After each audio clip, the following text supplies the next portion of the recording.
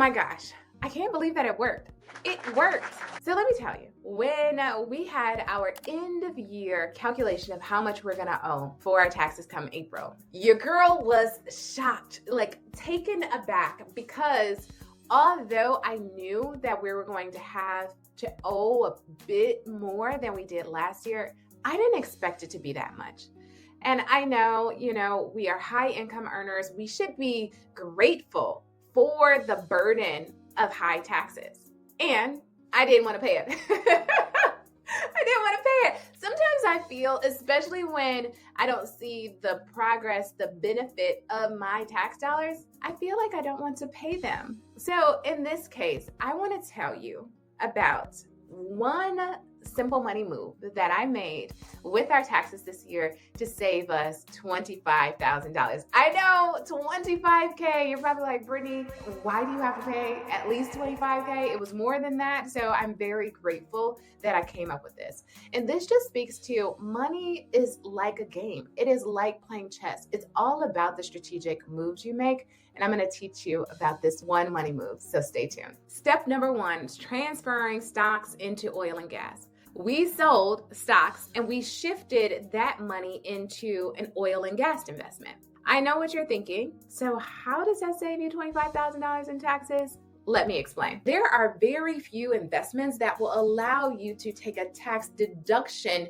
from your active income. So in oil and gas, you are putting money into projects that extract oil and gas from the ground. And the government incentivizes this behavior with a tax deduction. And these deductions can offset your active W-2 income, meaning that instead of being taxed on $100,000 of maybe what you have made in W-2 income, if you invest $10,000 in oil and gas, now you're only going to be taxed on, let's say for these purposes, $90,000. That means that you get to save money on that investment. Now you might be scratching your head, but let me tell you, this is rare. But I'm going to say more to kind of really break down the true numbers in oil and gas and how this works. So make sure you stick around for that. When you're investing in oil and gas, in that first year, that's where you can capture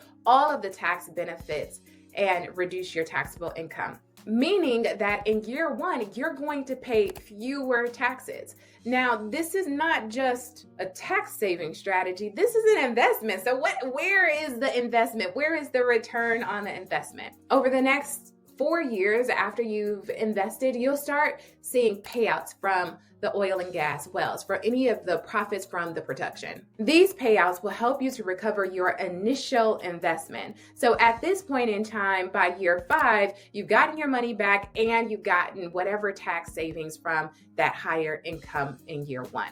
So for us, if we invest $100,000 in this investment and we're taxed at 37%, we effectively save $37,000 on taxes, and then we get our money back by year 5. Then in years 6 through 10, as the well continues to produce, those profits are distributed to you in passive income. So the goal is over the next 10 years, you'll get a nice return on your investment. And it's typically estimated that it will be between 6% and about 12% annualized over the 10 years. Now, I know you're probably thinking, well, Brittany, what about the money that you move from stocks into oil and gas? Like, there's an opportunity cost there. And honestly, I was concerned about that as well. And I'm going to talk to you a little bit more about that breakdown later in the video. When you sell an investment like stocks, you have to pay taxes on any profits made from that investment. So this is called capital gains tax. So if you bought a stock for $1,000 and you sold it for $1,500, you would pay tax on that $500 you earned. Now, just like our marginal tax brackets for our ordinary income, there are tax brackets for capital gains tax. We had to pay the highest amount of capital gains tax on all of those capital gains, the profits from our investments. So that meant that we had to pay 20% on the stocks, bonds, funds that we sold. between 20% that we're paying for capital gains tax or 37% that we're paying on ordinary income, there's still a difference there that leads to tax savings. And capital gains tax also depends on how long you've held your investments. And when I say 20%, that is long-term capital gains tax, because your capital gains tax depends on how long you've held that asset. Short-term capital gains, less than 1 year, you're actually going to be taxed at ordinary income rates. So that could be up to 37% at your highest tax bracket, versus long-term capital gains, which are investments that you've held for a year or longer, and that caps out at 20%. But even with the lower rate, I still didn't want to pay a significant amount of taxes, unnecessary taxes on selling our stocks. And the reason why I did this is because I was trying to move money from a financial advisor that I just have not fired yet. So we took a mix of stocks that had grown and those that had lost, and we kind of balanced the two so that we wouldn't have to pay significant capital gains tax.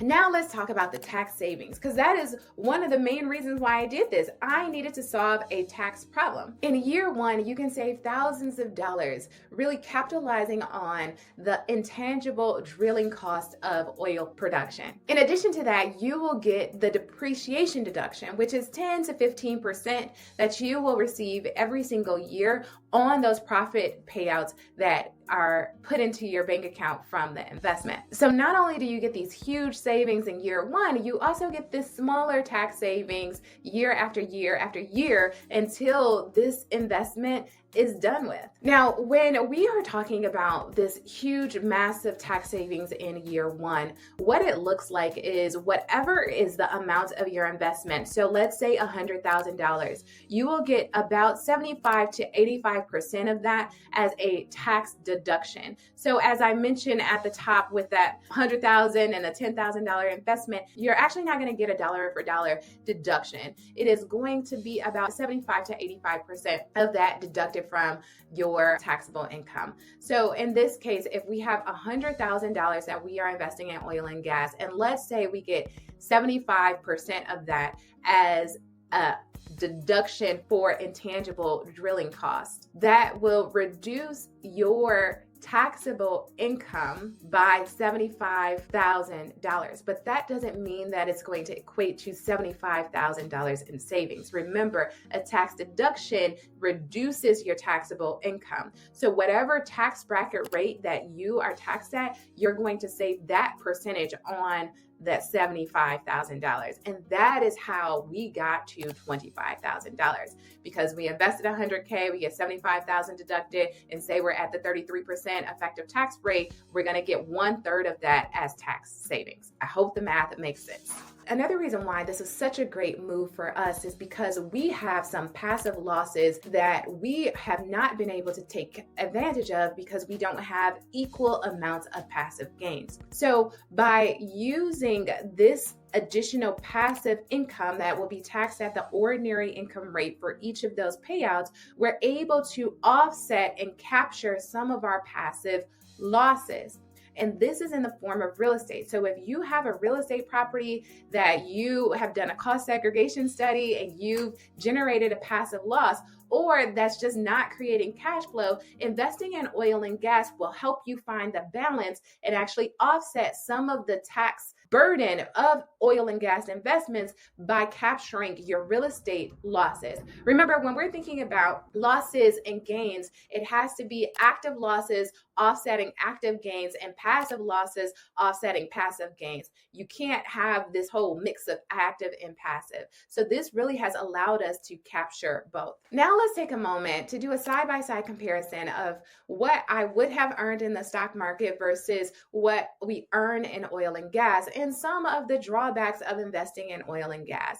The biggest drawback of investing in oil and gas versus keeping our money in stocks is that the money is illiquid. We can't just withdraw it and sell it at any given point to get our money back. You want to make sure that this is not money that you need in the next 10 years. And of course, with any type of investing, you need to just accept that if you lose this money, then hey, you lost the money. It's one of the risks of playing the game. However, for us, oil and gas made a little bit more sense because it allowed us to at least capture some of that in our tax deductions in that first year. So even if we lost all of our money, we at least would have saved $25,000 that first year. Remember, it's not all about the money that you make, but also about the money that you keep. Now, doing this comparison, typically we think that the US stock market will return about 7 to 10% annualized. Now, for us, keeping this money here over 10 years will allow us to capture about a 6% return on our investment annualized. So we're only losing about 1% in what is estimated per each investment. And we never know what investments actually hold, like what the return is going to be, because past performance does not predict future performance. However, this was a problem that I was wanting to solve, and I did not use any additional money to pay that tax burden. I used money that was accessible to me and transferred over to another asset that helped me to solve this problem. So whenever you're making your money moves, you got to think about what is the solution that you're striving for. It's not all about the returns on investment, and there could be other things, other value that this will bring. Thanks for watching this video. Bye-bye.